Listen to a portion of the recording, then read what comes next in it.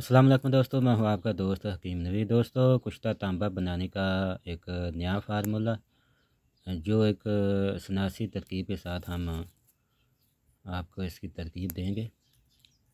और इसकी दोस्तों हम वीडियो पीछे दे चुके हैं, आप पीछे जाकर दे सकते हैं। यूट्यूब पर जाएँ, सर्च मारें हकीम नवीद, आगे लिखें कुश्ता तांबा, इसकी वीडियो आपके सामने आ जाएगी।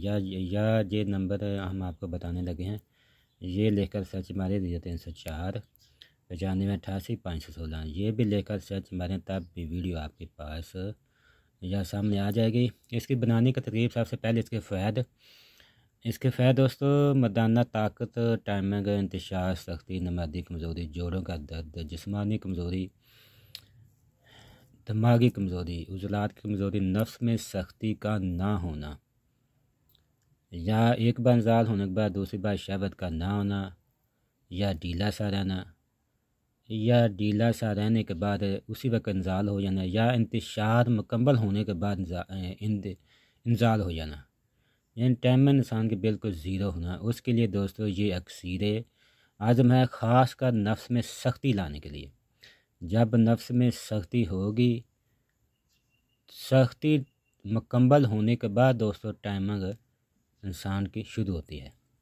जितनी ज़्यादा नफ्स में सख्ती होगी, उतने उज़लात, गुद्दा कदामिया, ख़जाना मनी में पावर होगी।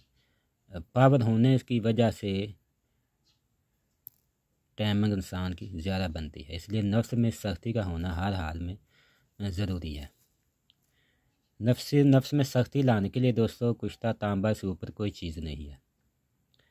और टाइमिंग के लिए दोस्तों, अगर कुश्ता तांबा की कोई इंसान सही तरीक़ाकार के साथ इस्तेमाल कर ले तो समझ लें फ़ीम के साथ में जूते मारता है, इतना कुश्ता तांबा की ताकत होती है, अगर कोई सही तरीक़ाकार के साथ इस्तेमाल कर ले। इसकी बनाने की तरकीब दोस्तों, सबसे पहले लेना है आपने कुश्ता बरादा तांबा।